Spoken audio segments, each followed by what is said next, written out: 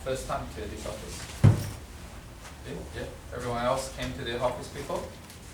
Yeah, good. Well, okay, great. I might have met Nathan, of course. Everyone met me before? How many of you have seen me before? You have? Yes. Okay, great. Yeah. I do apologize. Some of you, yes, I haven't been seen for a while. But anyway, yeah. So today's meeting is about changes in November. I'm sure you guys have heard of lots of changes going to be happening in November. How many of you? Anyone can tell me what's going to be the changes? Like, just there's no wrong answers. Anyone can help me out here without I'm actually starting anything. The points? Yeah, there's going to be different items. Yeah, there's going to be different visas coming out, replacing the new visas. There's going to be new requirements. The points going to change. So there's going to be points for partners going to be splitted. So it will be somewhat advantage to single individual applicants for the general skill migration. But somehow, certain people have partners will be also beneficial from the method. So yeah, good. Thank you very much.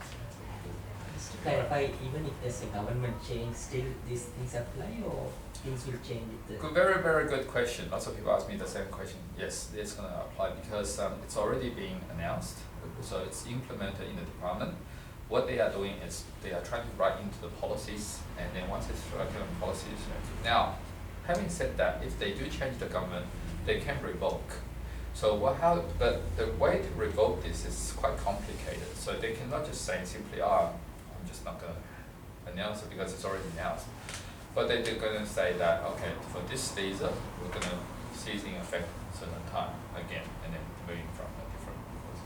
But what that's actually leads to something not in here, but I thought I may want to comment. I was actually going to comment later on.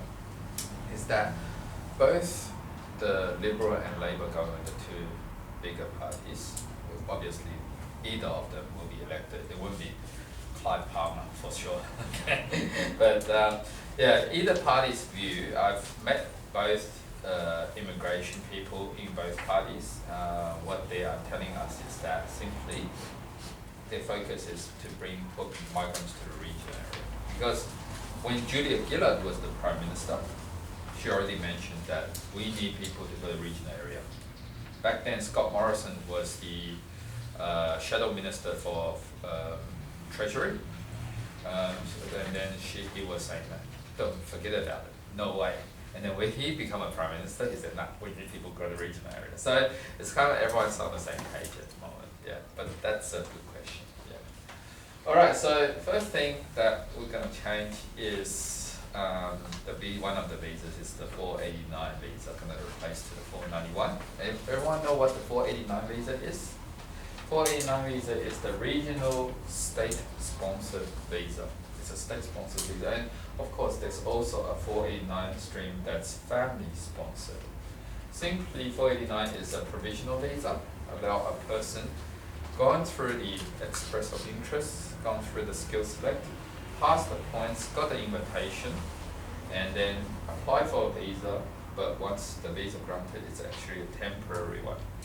It requires a state to sponsor the person or a family member who's residing in a particular region. And at the moment, Melbourne is considered one of the regions.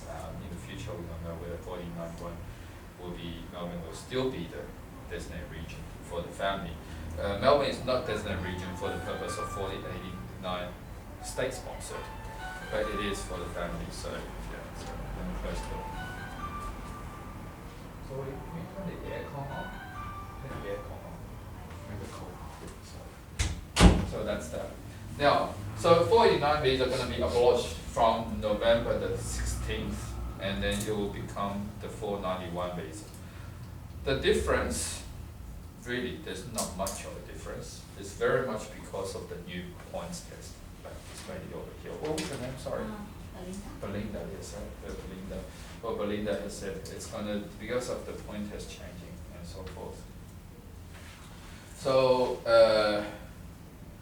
basically, eligibility to apply for the 491 visa is basically still each state and territory going to be looking more towards the graduates to help the graduates because the graduates been staying in the territory for quite some time. So therefore they want the graduates to be a resident, if they can, of the region. So that's one thing, and then also currently available to the South Australia, Tasmania, ACT, PhD, and so forth. So basically is that currently South Australia, Tasmania, ACT, Northern Territory, Victoria, Queensland has the 489 visa. And the 489 visa is somewhat applied to New South Wales as well, but it's quite difficult at the moment. So that's what it is. So family member, as I mentioned, have immediate family member residing in a state or territory, and that gives you extra 10 points at the moment for 489. That will still continue to apply for the 491. The only thing that we are not sure is whether Melbourne will still be the so-called designated area at the moment. And then, family member currently studying in South Australia, Tasmania. That's, yeah, okay. Next one, you mentioned about the points, Belinda mentioned about the point test. So there's a bit of point difference. Everyone knows about the point test, I assume. So we not in our slides, we are not putting up the point test again. So if you are in the age bracket of 25 to 32, you're top end of the 8 points, 30 points. You got IELTS 8 each, you got 20 points. All these are the same. Work experience, that's the same as well. Australian work experience 1 year, 5 points. 3 years overseas, 5 points, etc. The main difference, however, is more so called towards the partner, and then the partner part, that's the main thing, and then also the skill, the qualification that you hold. So firstly, the state family sponsored, yes, there is a change. There's 10 points to 15 points. Not much of difference. Everyone, if you are getting a state sponsorship, that's what you get. Okay, 15 points, no difference. Skill sponsored, that's where the skilled spouse and de facto spouse English, that's where the difference comes in. At the moment, if you have a spouse study very similar qualification or a qualification that's on the same list, so if you're on the medium long-term list, say for example if you're a studying accountant and you have a spouse who's studying engineering, then both are on the medium long-term list, you get extra 5 points for the purpose of spouse.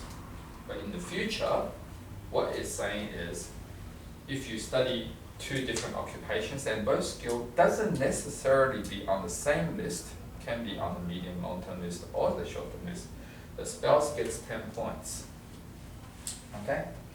But if the spouse cannot get English, then they will not get the English point. But most spouse who have done the qualification, they will be able to get English, so they will get 5 points. So altogether, the spouse most likely get 15 points. However, if you have a dependent spouse who never studied in Australia, don't have much of English, no skills, they don't get a single points. That they will be with 15 points different. There will be significant disadvantage. The other thing is if you are single, which over here applicant without a spouse, you also get the 10 points. So that makes the people, to encourage, in a way, it's encouraging people to have spouse who are skilled to migrate together rather than a spouse who are not skilled to migrate together. That's the big difference that's going to happen. So dump your unskilled spouses. So yeah, dump your skills. You don't have a skilled spouse, don't just let them go. Yeah, just so that keep it. Make sure Find yourself a better spouse. No, find yourself a classmate, basically. That's what it is. Yeah, that's what it is. Okay, the other one is big. It's STEM. I guess it's already given away, but STEM means science, technology, engineering, mathematics. It doesn't necessarily mean that, okay, I'm going to study mathematics and I'll get my migration points and everything. STEM only simply means that only the occupations that are on the medium long-term list that are in the STEM category will be eligible for extra 10 points. So like engineers, IT, science, chemistry, if there is any. If chemistry is not on the medium long-term list, you don't get the 10 points. You may not be getting the 10 points. So it's the occupations that's on the list that will be the 10 points. Okay. So again, it's encouraging people to do the technology part of study instead of accounting, teaching, social work, which are quite popular at the moment. These three. These are not so-called going to be encouraged. So other major changes is the ranking for 489 from the 489 to the 491 visa. At the moment, 489 visa is very much first come, first serve. So if you got a state sponsored, you lodge into the Department of Immigration, they're just gonna go by order of question. But in the future, it's a little different. They will rank an order for invitation or for thing via if a primary applicant have without a partner. In fact, that's the higher priority compared to the person with a partner. But if you have a skilled partner, they will still consider as level 1 priority. Primary applicant with a partner who can demonstrate competent English. So again, if it's not your classmate, but your partner has very good English, they'll invite you higher compared to a person that doesn't have speak English.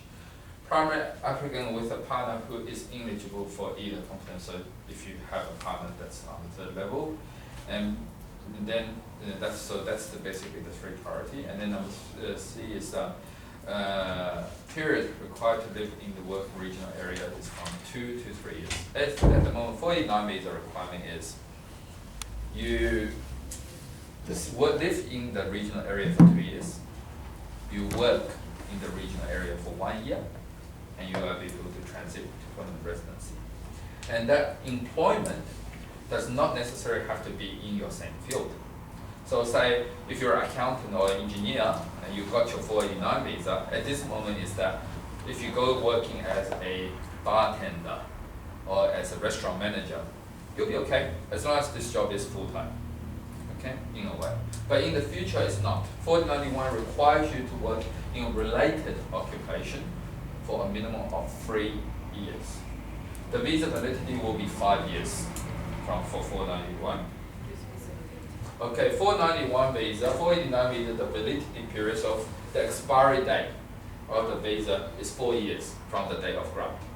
But 491 will be 5 years from the visa grant. Why does it expire? Because it's a provisional visa. Oh. It's not a permanent visa. So if you do not meet the requirement of 3 years working, by the 5 years you can't make it, it's just like anyone of you have 485 visa and not successful, couldn't get the points, you have to go back to a student visa.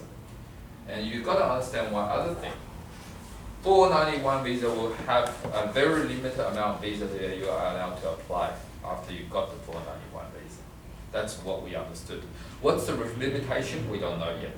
But my understanding is immigration is going to prevent you from applying, most likely, another student visa while you're in Australia. So they might ask you to go back and then apply for it. Because you understand, which the GT came into play recently, that if you're continuously applying for student visa, what happens?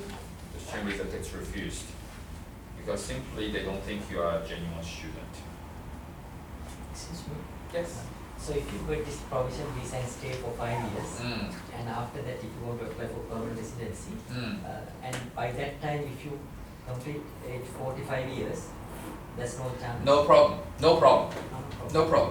You must be 45 years when you apply for a 491 visa, and the same thing for 489 visa at the moment. But when you apply for AA7, which is the current visa, there's no age limit. And also for 491, there's no age limit at this moment. Okay, that's what we understand. If there is anything, then we will be something different. But it's always this visa.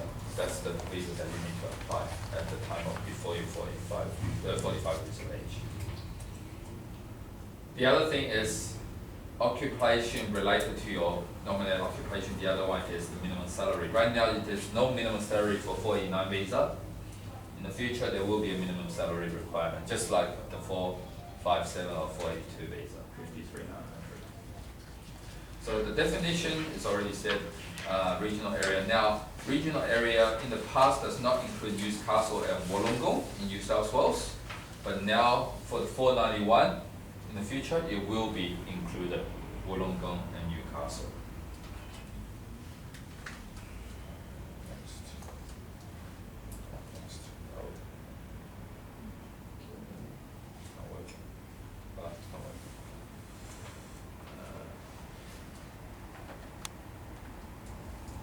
Yeah. So there's a bit of advantage for certain people, and certain people will have disadvantage. So the advantage is the access to increased number of eligibility occupation of over 500. So they are currently, for 489 visa, there's in a way is not really. It's more about people who are on the medium long-term list. Then you cannot, for example, having a spouse who are on the short-term list to add you extra points. But for the 491 visa, as I said, you can have occupations across the board to add you to your points. So therefore, in a way, it's increasing in occupations. So if you're having a spouse who is a marketing specialist where you're an accountant, you get points. So that's what it means.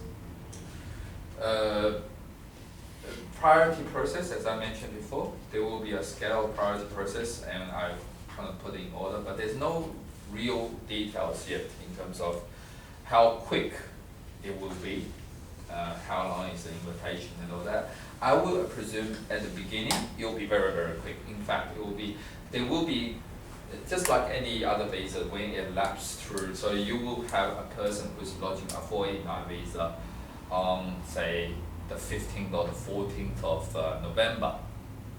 Then there might be someone who will be able to lodge a 491 visa in December because of the first round. And the 491 visa holder might be getting a visa granted earlier than the 489. That's very common because the older visa usually have a bigger pipeline, where the newer visa has less pipeline. So that's generally work. Disadvantage of 491 visa. You need to wait for an extra year. So we just mentioned 4 years, once the 4-year visa, and also if you have done the 2 years residence and 1 year work experience on 489, you already be able to get your permanent resident. Where if you are on 491 visa means that you have to work at least, the word thing is at least 3 years. So if, for example, in between you don't have employment and you have to find more employment, that means you have to wait longer before you are eligible to apply for the new transitional visa, which is the new permanent visa, which is the 191 visa. And must have full-time employment for at least 3 years on the resident visa. So that full-time resident, of course, immigration have many times interpreted that if you have been working part-time, 2 years part-time equal to 1 year full-time. However, with 5 years of duration, that means you cannot work 6 years. That means eventually you need to have at least 1 year to work full-time. Okay, so that's that. Get this working good. Okay. The other visa, 491 is the state-sponsored. So with the employer-sponsored stream, there is a change. The 187 visa, everyone know what 187 visa is? If anyone's come to our office before, I'm sure you know. It's the regional employer-sponsored visa migration, which is a permanent visa. It's a direct entry or transit. You can do the transitional entry, but direct entry means that right now, if you have the amount of work experience, 3 years work experience plus 6 in IELTS, you can go for 187 visa and you get your permanent visa immediately. In the future, there's no more 187 visa direct entry. The transitional entry will still be available if you want to use it, but most people wouldn't use it. Most people will just go for the 186 visa if after they have got the 482 completed. So they will be going for the 494 visa. There's not much of a difference in 494 visa. It's very similar to the 491 visa we just introduced. And it is 3 years of employment in the regional area, have the employer sponsor. So it's a regional version of the 482 work visa, in other words. Okay. And how can you have 3 years of employment in the region before getting sponsored? Because you're on the 494 visa. You are sponsored on this visa. you will be required a sponsor, employer to sponsor you on the 494 visa. The 491 visa, the one that we were talking about before, is a state that's sponsoring you. With 494 visa here is the employer who sponsor you. So But in the order to employer must apply- be in regional area. Yeah, so in order to apply, you have to have 3 years experience already in the region. No. In order to apply, you're supposed to have 3-year experience anyway. Anyway. Anyway. Yeah. For the 491 visa, it's an EOI based, so basically based on points. The 494 visa here, no points. You can apply immediately. Okay, no EOIs. Because you have an employer saying that they have a job for you. 491 means that you have to go try to find a job. That's the difference. So means it's this 3 years of working experience anywhere. Yeah. And also is the part-time is available or only full-time? What do you mean? Before the visa or during the visa? I say this 3 years of working experience you need if you want to apply to this visa. Yeah, So you this can is be 3 years anytime. It has to be full-time. Now, full-time definition is quite tricky, but immigration generally accept around 35 hours or plus, and sometimes they will happy to accept something like 30, 32 hours. Depends on where you got your full-time work experience. If it's overseas, because the working law can be very different from Australia, so they will be more lenient. But if it's in Australia, they will require things like tax pay slips, tax returns, and also work reference letter to demonstrate at least 35 hours per week.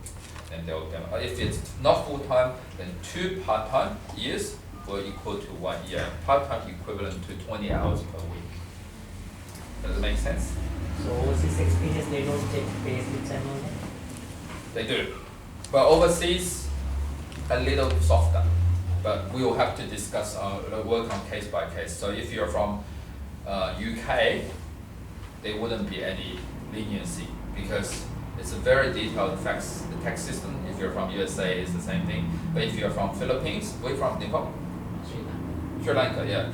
Sri Lanka, again, it will be okay. Philippines, Nepal, and so forth will be much more relaxed because not as well tax system and so forth. So yeah, but again, you gotta be there. If you're in Australia, you're claiming, and obviously it's not so fine, correct? So just local visa, if you have like overseas origins for 3 years, and then you find a sponsor willing to sponsor you at least 3 year contract, then you can get it. PR, that's right, exactly. But one extra thing to note, the 187 visa at this moment, if you have studied in Australia or you have studied overseas with a professional qualification, you do not require a skills assessment. No, it's not mandatory, but sometimes our company always recommend our client to have a skills assessment because future, everyone needs a skills assessment. That's the disadvantage. And you all know what skills assessment bodies are like. They don't like you. They like to refuse you. So they like to verify as much as possible. And that is going to be a little more difficult compared to what's now. Okay, major changes once the 187 become 489. Removal of upfront PR, so there's no more direct PR, you got your PR, then you start working, or you work, you got PR straight away. No, you will be getting that transitional 3 years work experience. Requirement to live and work in the regional area for 3 years to be eligible to apply for the new permanent resident visa. Some client this morning I was having a conversation with the phone with client. People often ask me one question, with the 482 visa, if your employer kick you out saying that, I don't need you anymore, thank you very much. When you're finding a different employer, you will need to start your 3-year calculation again. But for the 491 and 494 visa, what we understood right now is, if your employer decides not to continue on with your employment, if you find a different employer, your 3 years still continue rolling, as long as you work in the same occupation. So what that means is that as long as out of 5 years you work for 3 years in the same occupation, even if you are sponsored by employer or you are not sponsored by the employer, which is state sponsored, you are all eligible to apply for 191 visa once you meet the salary requirement and employment requirement. That's how it works. So in a way, it's still, because they don't want you to keep on renewing your 494 visa. They want you to, once you got the 494 visa, if you can meet the requirement, you get your PR. Otherwise, possibly, but immigration is saying, because there is a clause condition saying you cannot apply for any other skill visa. So possibly what it means is that they want you to go home.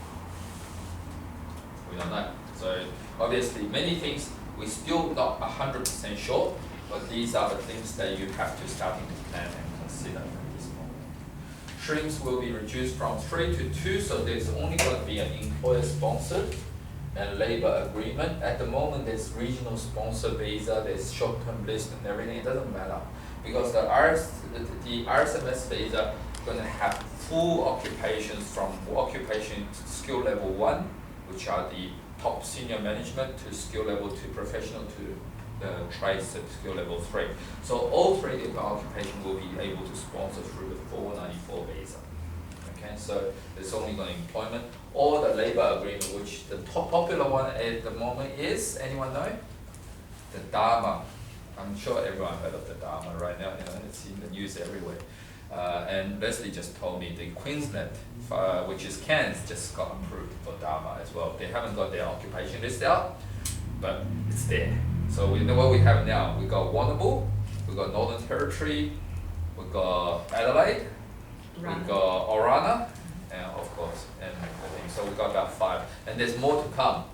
There's West Australia. There's 2. Yeah, so there's one up in the Pilbara, and then there's one around Kalgoorlie. That's right. Yeah. So 2 of the mining towns, the mining places are getting. So there's going to be a lot of DARMA coming up, and in the future. So that's basically the labor agreement part. And with people who are able to do the labor agreement, you understand your work experience will be reduced to about 1 to 2 years, and the occupation are generally level 3 trade occupations. So we can definitely discuss that. Yeah, visibility. So will still we have to find sponsorship from one employer, is it? That's the key. So SAF, that's not so much related to you, but it's always good to know at the moment. Did everyone know what SAF is about? Special Australian Fund? No? Okay. Special Australian Fund is a fund that's required to be paid by the employer who wants to sponsor you. At the moment, it's paid under the stream of 482 visa, 186 visa, and 187 visa. Okay. In the future, you will be paid under the 494 visa as well, but not the 491 visa because that's state sponsored. For businesses, and then it will be accrued through time. So if a business is sponsoring you 3 years, then what happens is you'll have to pay 3,000, 2,400, or 1,800. So that's basically how it will be adding on. So it's a lot of money for the employers and so forth. And if it's a business having turnover more than $10 million, that's the amount they have to pay. So quite a significant amount of money. So larger business, if you want to get them to sponsor you, I don't think so. They're just not going to be bothered. So it's still going to be smaller business, but it's very tiny business, they can't sponsor. So it's very much just that middle range that be able to help you out. So you will have to find a job that's in the middle range. Again, minimum salary, we talked about it already. Yeah. What does it mean by years elapsed? Do you know? Honestly, I'm not sure at the moment. No. So, Is yeah. that since it last sponsored, I wonder? So what we understood so far is, say for example, if an employer sponsored you, they paid $3,000, and later on the second year they decide not to do it, then the next employer comes up saying, I'm happy to sponsor you, but I have to pay this levy as well. They will have to pay the 2,400, and then 1,800. So it's every year ongoing. Okay, so it's not 3,000, 3,000, 3,000, 3,000. At the moment, with 187 visa, they just ban $3,000 and that's it. In the future, it's not the case. So it's more expensive for the employer to sponsor. Basically, what the government is saying that if you truly need a person, pay up. Otherwise, try to avoid migrants. Sounds quite funny, isn't it? Yeah, but that's the government itself is sometimes contradictory. So, all right, 494 visa advantage and disadvantage. Advantage: access to an increased number of almost over 700 because the entire, as I said, the 494 visa compared to the 491 visa, 494 visa have more occupation because it's RSMS. So it has everything in the ANSCO code is very much allowed to sponsor, and including some level 4 occupations because of the Dharma. Where 491 visa can only access to short-term and long-term list. That's very much all it has. Again, priority process, again, immigration always advised, even in the past, saying that 186, 187 visa will be high priority. But look, nowadays 187 visa has been waiting for 1.5 years to get processed. But again, as I said, if it's an early stage application, I would imagine you will be granted within a few months. That's what's going to happen. Disadvantage, we mentioned that many times through this meeting already, removing from permanent residency, so there's no more directly, basically in the future, unless you are very, very good in your skill set and you are applying for the 189 visa, otherwise highly likely you will be going through the transitional visa, like the two we are talking about here, or a 482 visa. Requirement of 3 years skilled employment and requirement of mandatory skills assessment. So same as 491. So the 887 is the visa after the 489 visa at the moment. So obviously, because of the removal of 489 visa, 887 visa going to be replaced. 887 visa has been around in Australia since 2005. So it's almost, what, 14 years or more, maybe. So it's a very, very old visa. Now it's going to be history, and it's going to be replaced by 191 visa. Now, with the 191 visa, I'll be able to apply by both 494 and 491. What I understand is, if you are being sponsored under the 494 visa, by the time you apply for 191 you do not need an employer to sponsor you to do the 191 visa. What you need to do, however, is to show all your paying evidence, show all your salary evidence, your work reference and everything, and you can apply for the 191 visa. Same as 491, as long as you've been working for 3 years, then you'll be eligible to transit to 191. But if you haven't, you are no longer able to do so. Just maybe go home or apply for another visa, I don't know. That's the don't know part that we have at the moment. So required to live in the regional Australia from 2 years to 3 years because you're working there, so obviously you have to live there. One of the evidence that you have to apply through the 911, apart from the employment arrangement, is that you have to show water, gas bill under your name, or a tenancy agreement under your name that's in the regional area. So if you are sharing houses or accommodation, make sure you put your name on that bill. Otherwise, you are not satisfied the requirement. Requirement to work in a regional area from 2 to 3, that's already mentioned many times, salary-wise increase. And 53,900 does not include superannuation. And that's a minimum salary, right? It's not saying that you can only so will be okay. There's also a thing called the market rate of your occupation. So if you're an engineer, don't expect that, oh, I'm on the 53,900, I'll be okay. So that it means that you have to go above that. Now, this is the interesting part that I've kind of analyzed and just tell you what you want to do, and that's what you really want to get out from today, because you want to know what you're going to do. How many of you actually thinking you will be going to cross that November 16th before you are eligible to apply for permanent residency? Give me show of hand. 1, 2. So all of you thinking of applying now, permanent visa now. Now I'm sure Nathan, you will be over across the line November. you know. Everyone else, yeah, if you're on 45, most likely you'll be.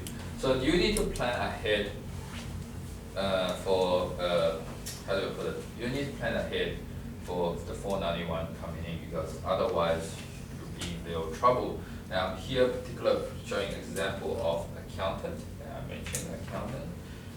Why I said that is, firstly, choose if you are. How many of you are still on student visa at the moment? 1, 2, yeah. What about you guys? 45? Graduate visa? Well, I'm actually waiting for my partners. I have a. Oh, you have seen it. Sorry. What are you? Ours. Oh, of course, yeah. Yeah, but that's good. Yeah, great. So with the graduate visa, no, sorry, what I'm talking about. So when I said right study, if you're on student visa, you really have to think what you are actually studying. Is that right for you? Because what is right occupation for others, not necessarily right for you. Gaining work experience from the beginning. Okay. So going back to the right occupation part, is that many people said, all right, accounting is not for me right now because immigration is getting 85 points for accounting, and then it's pro rata basis. I will never get it. So I'm going to change my occupation to social work. I'm going to change my occupation to early childhood learning.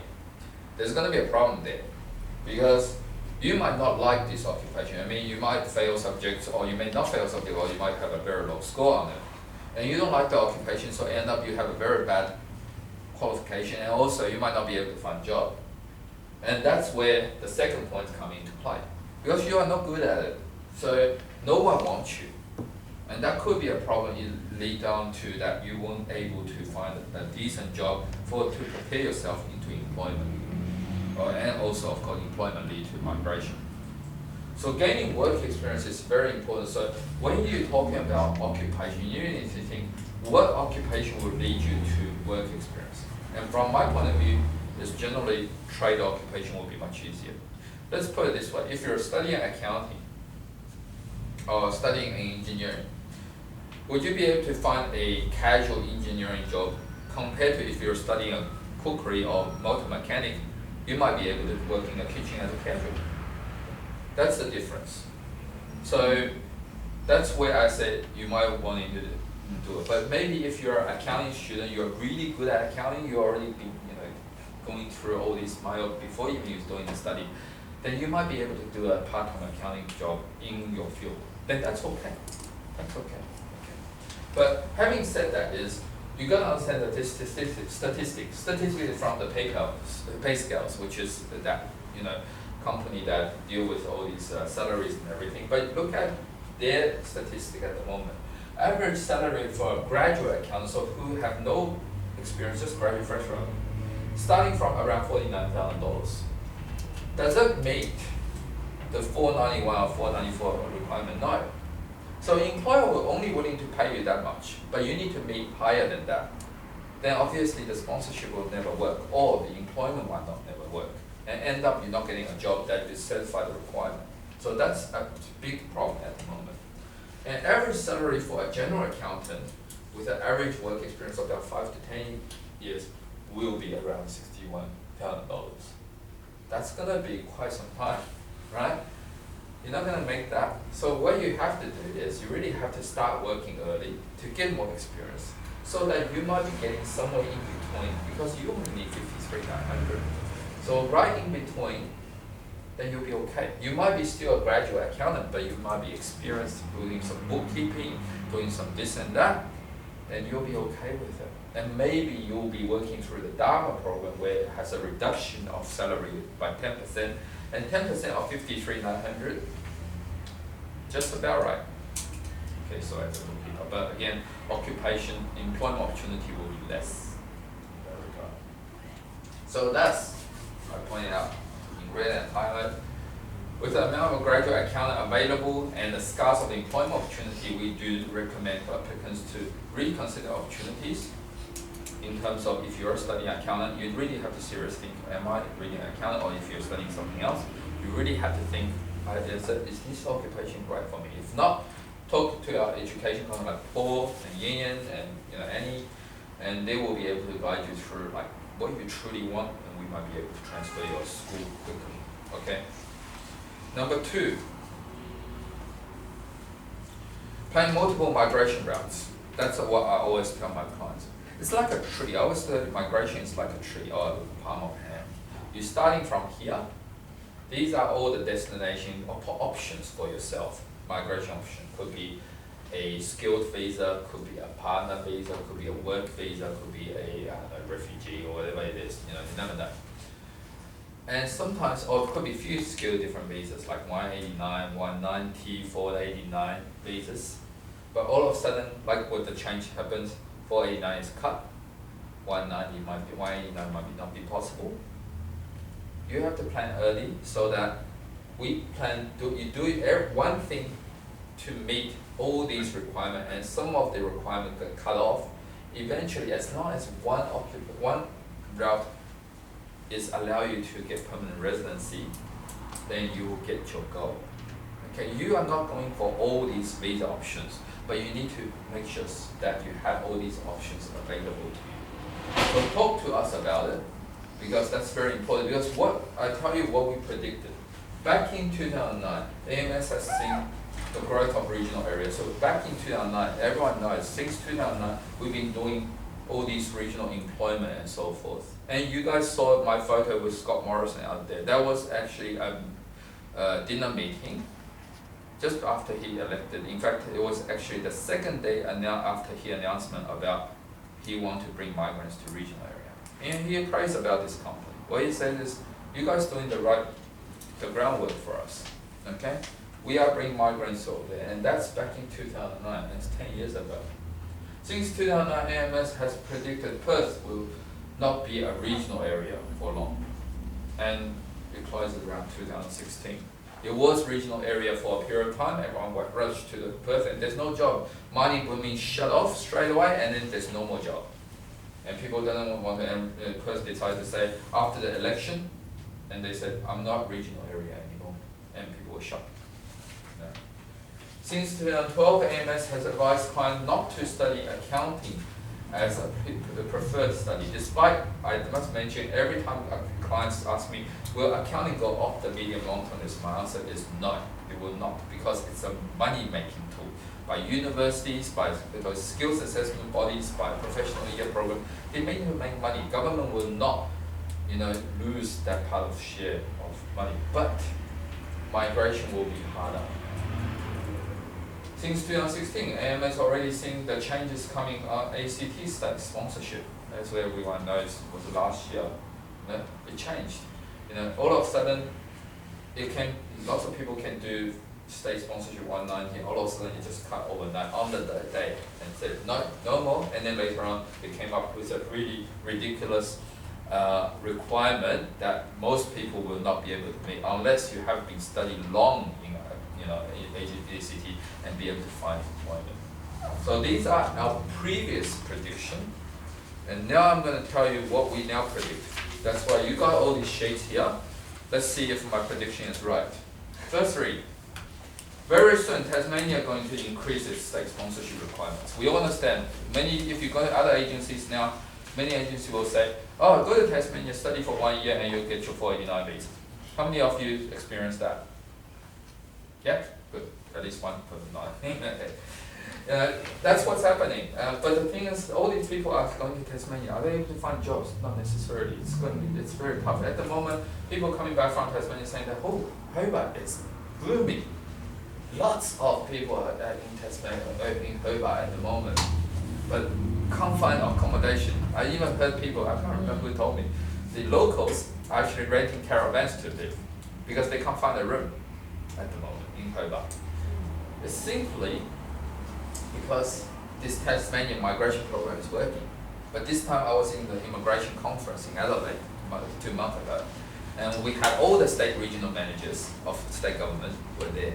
And we all understand West Australia talk about Dharma, Northern Territory already have a Dharma, Queensland is talking about Dharma already sign off as well, South Australia is full sign off Dharma, even Victoria has Dharma, New South Wales has, or another region has Dharma. But when we talk to Tasmania saying that, are you preparing for doing a Dharma? They said, no, we're okay at the moment. And what does that mean? They simply doesn't want any Dharma. What they're trying to do is to copy what ACT does. So once you got all these people coming and we got enough people, you're gonna cut or increase their requirement for immigration, and all these people are stay there stuck. That's what's gonna happen. I'm not saying Tasmania cannot go. I'm only saying that Tasmania is gonna be a very risky place to go at the moment. Number 2, second prediction, trade occupation. Chefs, mechanics, welders, and hairdressers will become a hot occupations, will become occupations to migration again. Back when I was become a registered migration consultant back in 2007, 6, somewhere around there. So about 13 years ago, these occupations were hot, really, really hot. They were really easy to migrate compared to the professionals. So immigration, but however, back then you don't need to have lots of work experience.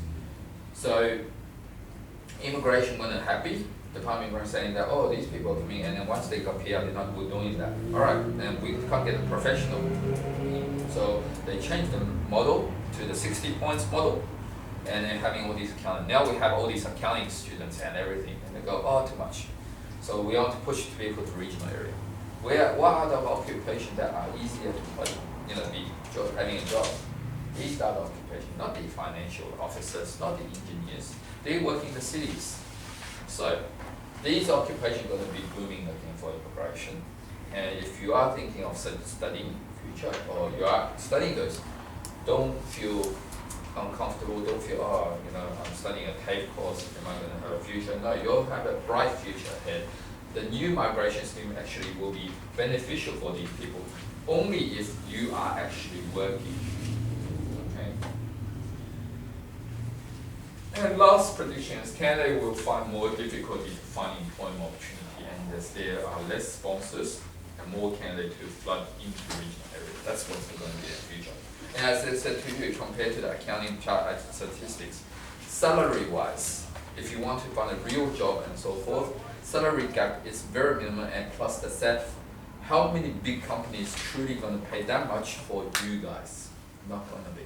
Smaller companies can't afford it, so it's only that niche amount of employers can sponsor you, and these employers, you need to find them, and that's what we've been doing as well. To try to be going with these employers, and we know which region, and most of the region can be quite remote. You may not be seeing any advertisement out there.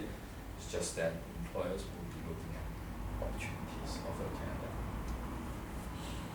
So what we can offer you, many of you been to our office, so nothing really need to say. AMS does employment services for migrants, and also help you to plan out. So tailor an immigration process that will give you a multiple backup solution without changing your direction of progression. As I always focus, do not change your direction. Do not go say, oh, say accounting is not working, so I'm going to change to social worker. Social worker is not working, I'm going to change to a cook.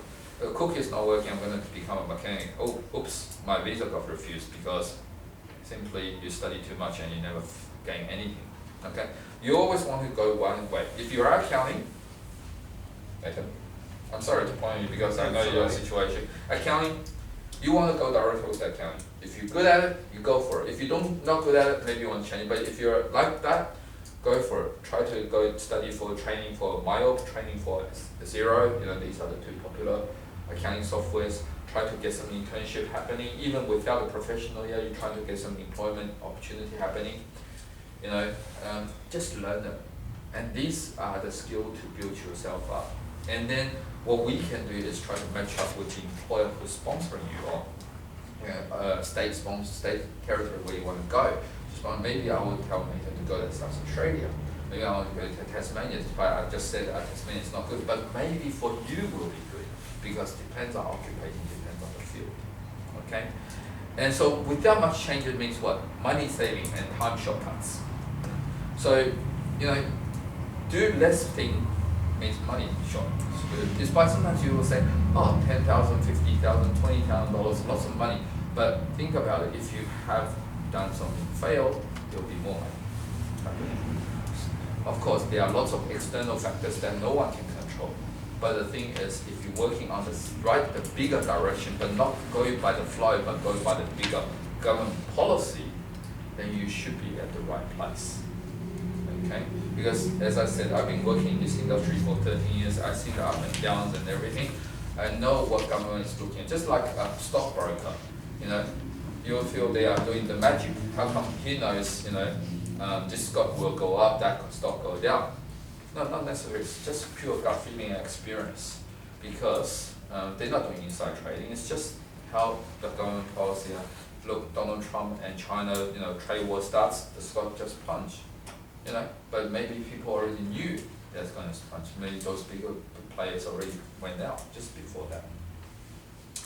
So what we do is we have a dedicated team of education counselor, migration agent, employment and training organization, and business. If you are doing business, maybe that's something that we can do, and business that are ready to sponsor. Okay. And I think that's all for my little quick seminar today, just to everyone understand what the picture is. And now I'm happy to take some questions if you have any. Everyone had questions? Stand up. Okay. I have a question about skill assessment. Yeah. Like you have to do it if you have studied something abroad and you want to, you know, have like a proof of it, you know, validation of it. Yes. If you study something here, no skill assessment needed, just the diploma, just the thing. No, I said that right now it's just a diploma for the 187 visa only. For any other skills visa, you will need a skills assessment. In the future, all skills assessment even if you study here. Even if you study here, you need a skills visa. Now, that actually lead to a very good point here. Anyone, let me guess, study marketing? What's your occupation? I study project management. Okay, that's a good one. That's the one that I'm looking for. Project management. If you have studied in Australia as, say, project management, no work experience I'm talking about, bachelor or masters, you will encounter a problem here. Because for project management, the skills assessment body is VETASES. And what's VETASES requirement is, you need to have 1 year post-qualification work experience to get a full qualified skills assessment for migration. And for students who study marketing, project management, logistics, and 700 other occupations anyway, if you don't have work experience, you can't even get past the skills assessment stage, let alone all these visas. In the future, at the moment, I mean, before last year, before 3rd March last year, you can go for the RSMS visa because you don't need to work experience. You with a qualification, without skills assessment, you can get your permanent resident. March last year onwards, you need to have 3 years work experience, so it's kind of already stuck. And so if a candidate can produce 3 years work experience, saying, I've got work experience, but I don't have skills assessment, that's okay. You still can go for 187. Future, not a chance. You need to go for a skills assessment. So you need to have at least 1 year work experience to start. Accountants and everything, you can go for skills assessment through doing the professional year, doing getting IELTS 7. That's the 2 ways to go about it. Yeah. So I'm not sure. Does that answer the question? Cool. Any other questions? Question. Please. If you have a qualification which is more, for example, you have accounting qualifications, but you want to from overseas or in Australia. Overseas. Yes. And you want to assess as for a lower qualification like accounts clerk. Is it possible? Like Well, accounts clerk doesn't have a skills assessment. Accounts clerk is like a bookkeeper. It's on level 4, so you don't have a skills assessment. What you can do is internal auditor and external auditor. Both are not very much anything lower. So yeah, you can go for internal auditor, but you need to have 1 year work experience as an internal auditor. That's through VETASES. It's not through a CPA or CA. Auditor, external auditor is through CA. Finance manager or finance accountant is all through CPA. So there's not much of a change. So it's from overseas. You know, you really what I would look into if the age permits, you should come in to do further studies nowadays. I would recommend, and then, but study is not the focus. Having a student visa to come in and then try to look for employment opportunities. We all understand accounting from any other country, Sri Lanka, despite you have CPA, CA, assessment, but the system is very different from Australia. So that's where the difficulty comes into play. While recommend, if the client can do, I believe your friends were. My brother-in-law, he's sitting at 44A. Yeah. Is it a good idea to come as on a student visa? No, age-wise it's just too high. Yeah. So it's 45. Yeah. Once he gets his student qualification, 46. You possibly do Dharma, but very, very difficult. But you can go for coming and then look for a job in Northern Territory as a bookkeeper and work for 3 years, get PR through the Dharma program. That is possible, but don't hope. In your case, say that's the planning bit. We really need to ensure that you know what you're doing. And if he's one more year, 45, then I wouldn't even worry about it. The reason I'm saying is, yes, 49 years old is still 4 years away, but you gotta still buffer that processing time. The processing time can be even longer, and you don't have the process. If you miss the processing window, you're out. You waste your money. That's why I'm saying waste of money. So if your brother is truly thinking about it, maybe he should act now. Maybe not. Maybe kids. Any other questions? When you say your assessment is quite difficult, and if they refuse you, can you apply? You can apply as many times as you want. But they can refuse. Yeah, they can keep on refusing. Yeah, so it's very much depends on how the situation is. Like Betty says, we have experience of refusal. Two of the biggest refusals at Betty says statistically, one is project manager, they refuse a lot. The other one is marketing specialist. Okay, that's just everyone knows. It's easy to refuse. Every client that I come across saying that can you help me to do a skills assessment, I said that well, you just have to prepare that you will get refused. Most of them will get through on the second round. Some of them wouldn't, because what we do is we do as much as preparation as possible. We budget, and then they might get refused, and at least we can get a feedback from skills assessment body by doing that. And they will say, you're missing this area, or they do an interview for our client. Many of them might fail on the interview because they say something that they don't like it, maybe because of the international code jerky, or maybe the client was getting nervous. So they said, not because of our interview, we don't think the client is suitable. And we got, that's okay, we produce more evidence, so fast. So to answer your question, yes, you don't want to do as many as you, that's for sure. You just want to ensure you know exactly what it is. Marketing, again, you need to ensure that your experience is in a medium tier firm at least. So project management, same thing. Because project management is a funny thing. We usually talk about building project. That's how they concept it. But you can project for anything really. Contract. It's really a contract administration person. So we can assess him as a contract administrator instead of project manager. So it really depends on occupation. So when you have employment, what we do is we need to detail finally analyze the employment opportunity and then do the right reference. That's how. Any other questions? Is there any changes for 189? 189 visa? No. My understanding, well, the points will be affecting the 189 visa. The points will be affecting the 189. The points is any EOI, it will be. But other than that, what we understand is no at the moment, because 189 visa, the only thing that could be affecting the 189 visa is continue reducing the occupations. Yeah, and of course, increasing in points, because there will be more people will be getting more points. What's your situation, if you don't mind sharing with everyone? No, mine is mechanical, and I have already done the assessment. Yeah. So still they remove the mechanical, so will I be eligible for that? Remove the mechanical engineer. Yeah. What do you mean remove the No, like mechanical from engineer? the skills list, they remove the mechanical. You're going to mean the medium long-term list? Yeah. No, I have already done the skill assessment. Yeah. So if they remove the any like. Yeah, if they remove the mechanical engineer. Will my certificate will be eligible for the applying for PR? Yeah, these ways. Yes, absolutely. Just different method. And also, we talk about 491 visa. It's the state sponsorship. So you also need to plan out where you want to go. where you want to go, because most, as mentioned before, most states now favoring their graduates over anyone else, because the graduates make the money.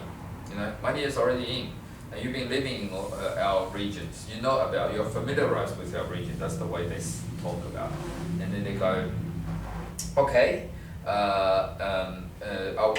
we will be sponsoring you through the you know, the state sponsorship program, and they like the 491 visa, because that means that you continue work, live here, and you may already find a job, and you just continue on with 491. So you in Victoria, at the moment, Victoria has one of the most difficult state sponsorship list, or one of them. West Australia is even worse. But by 1st of July, what we understood at the moment is Victoria going to change its skill occupation list. It may have a longer list. So maybe you'll be going for the Victoria state one. You never know. But possibly you may be wanting to find a job in Ballarat, Bendigo, you know, this regional area, and we can help you. Leslie can definitely help. Anyone else? Sorry. Yeah, no, that's what I noticed. Sorry. Thanks for the presentation. No, that's okay. My question is a bit personal because I study accounting and my TR is going to expire next June. They're coming June? Yes. Mm. Coming June. So it's within a month? No. Oh, 1 Next year. June, Yeah, that's yeah. okay. And I just launched my EOI last month. The end of last month, I got 80 points. So I don't know whether I will get the invitation before November the 13th. So I'm just like wondering what happens if I don't get it, like what happens when the new system start applying, like do they just like clear my UI, should I? No, they won't clear you. No, that's okay. So I can just go ahead If you are and- going for the 189, you'll be okay. If you're going to 190, it's okay. If you're going for the 489 visa, it's okay. What happens is if you're going for the 489 visa, the current system will be more favorable to you, but in the future it's not, because there's no more 489. Simply, you will not be cleared, but your points will be not enough, and you might not be invited. Okay, so I presume you're going for the 189 visa. As I told this gentleman, is that there's no changes, but there might be more. But you are single or partnered? Me and my boyfriend were living together, but it's like less than 1 year to prove as de facto. That's okay. We still can do it. You know, are you prepared to both the visa together?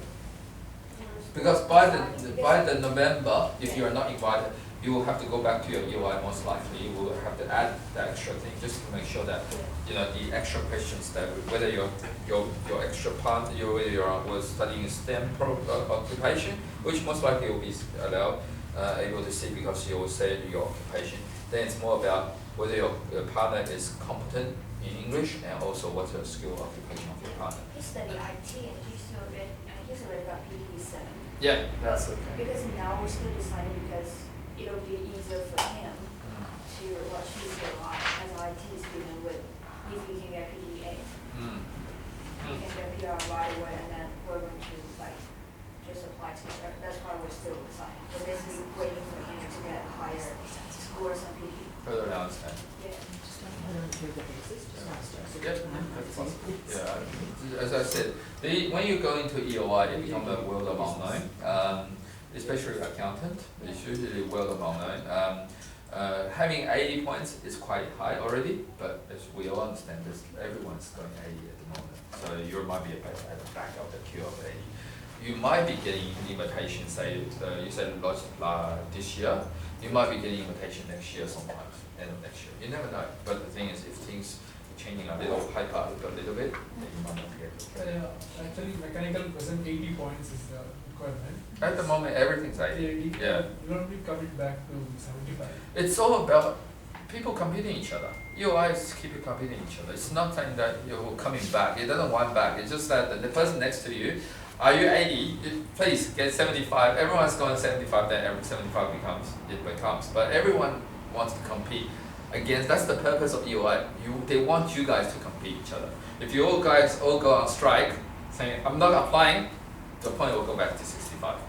Okay? That's how it works. It's like Olympics. Exactly. Everyone's getting better. Everyone wants to get higher and better, and that's how it works. Yeah. Thank you. All right, so we leave at that. Any further questions? You can always book your Joseph, appointments. Yep. this lady has a question. I do apologize. Yes, go ahead. I just asked some of the other visa.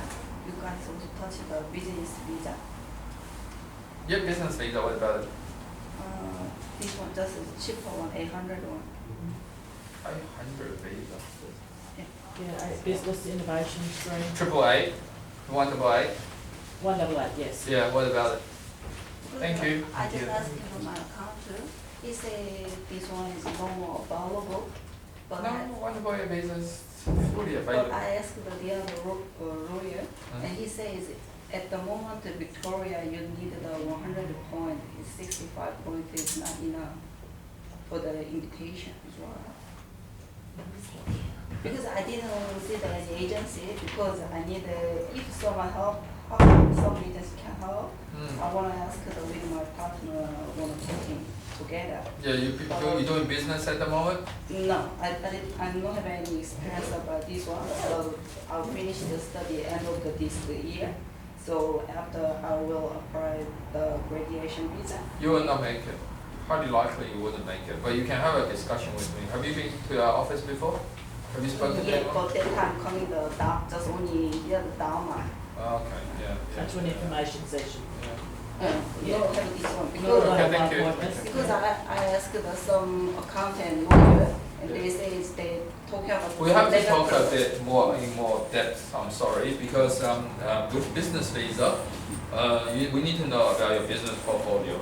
And if you are not making it at the moment, you might make it in the future, but if you're in Australia, they will be very difficult to make. That's what I understand. Depends on your personal asset, depends on your turnover of business and successful career of the business. And you need to meet a minimum of 65. I will always recommend my clients to go higher. 100 points, no, not at all. I've got clients get invited within 65, 75. The Victorian government is one of the most relaxed in business visa. They will get sponsorship to anyone. It's just more so-called the Department of Immigration will, the process time of the one way visa is quite long at the moment because there's also quite a lot big backlog. Yeah, that's right, big queue. And also, it depends on which one A visa you want. You want the A, B, C, or Just cheaper on 800 one. the $800,000. Yeah, so that's one A. One A is the biggest backlog. Because I want to buy some business. When I have applied my graduation visa, Yep. to make the 2 year the working experience, and after I want to think about this one. Yeah, to just need to make sure that you'll be able to make the 65 points or 70 But when I points. counting by myself, it's 65 is okay, but it's impossible the 100 one. You don't have to do, no, you won't be able to do 100. 100 means that you have trademarks, you have export experience, you have at least 4 years with trading, you have IELTS as well, no. I can tell you now, no. So you don't have to worry that much. But we can have a discussion. These type of visa you truly have to plan out if you're not doing it at the moment. Because I want to talking this one with some agency if I want it, but when I have asking the accountant, but he have the accountant do more than 30 years in Melbourne. But he say it's negative about this one. Maybe 1.25 million is okay, but this one is they already closed it. And it's not enough good. So I say, but forgot it this one. But when I ask the other people, they say, should be all right. So I'm looking for some agency for help this one. I never seen, well, at the moment we are doing one A visa at the moment. Where you from? Japan? Korea. Korea. But my partner is Chinese and Vietnamese. Okay, yeah. Again, who's the main applicant? Business visa is not just one or two words I can make it straight. But as I said to you, the first straight answer to you is if you are having a lower points than 100. I mean, anyone saying that it has to be 100 then you get invited, that's just totally not correct. Number two, it is a UI system, but most people are on the border of 65 to 75 points. Okay. Generally speaking, I ask my clients to have at least 1.5 mil as a personal asset, a personal business asset. If you don't have 1.5 mil as business personal asset, most likely you will not meet the requirement. That's all I'm going to say. But in terms of details, yeah, we'll have to talk a bit more on your personal circumstances. And also the other thing is, if you have only ready to start your businesses from now on, it's going to be at least 2 years later. Rules can change, right? Number two is that you may not be able to meet the points because or meet the requirement because 2 years employment or 2 year business, you may make a loss on the first year or make a break even or may not be making enough turnovers. These could all become factors. So I cannot guarantee yeah. But in terms of if you are assuming you have everything ready and you are able to get 65 points, my advice is you can apply now. I don't have any Yeah. together. Yes, that's it. Yeah. Okay, and I guess everyone else have any questions? Just one question. Yeah, like, with these damos, like let's say the one in Northern Territory, are they gonna be affected with all these changes? Like let's say in the Northern Territory. Dharma is a 5-year contract, Yeah. and then with every year there will be a revision, and then after 3 years there will be a review. Okay. So the answer is there will be it will be affected in terms of occupation and amount of invitations, amount of allocations, because at the moment Dharma in Northern Territory is only 500 spots. In wonderful, I can't remember, is it 75 or 100 spots? It's not a lot, and so forth. So that's what Dharma is about. Next year it may increase. How it will work, again, they are not willing to disclose those informations. I've asked those questions, but there will be changes. How significant it is? I don't think so, a lot, because most of our occupations are, the lower qualification, and Northern Territory is a place that truly needs people. So yeah, they wouldn't. Okay, all right. Thank you very much for everyone. Thank you so much. Thank you. Thank you. Okay. Have a nice weekend. You too. Now my sister is also still same place, 44, but she has got hired as in advanced diploma, long time ago she did it, Yep. and she has got work experience as well. Yep. But then she switched to computer secretary. Yep. So this is from here, this qualification. So can she still apply as a hairdresser? She have work experience. She has, but that experience after this one, she has again switched back to computer and again. That's a very long experience now. It has to be within 5 years. Within 5. Yeah, to get a skills assessment. You will sure have to get a skills assessment. So city and guild And she's not- qualification is fine, is it? Yeah, it's okay. That's okay. Qualification is not a problem. It's more about the experience now. Experience. And also for her, she will need to find an employer to sponsor her. If she doesn't have skill set, the skill set itself, Yeah. who's going to hire her?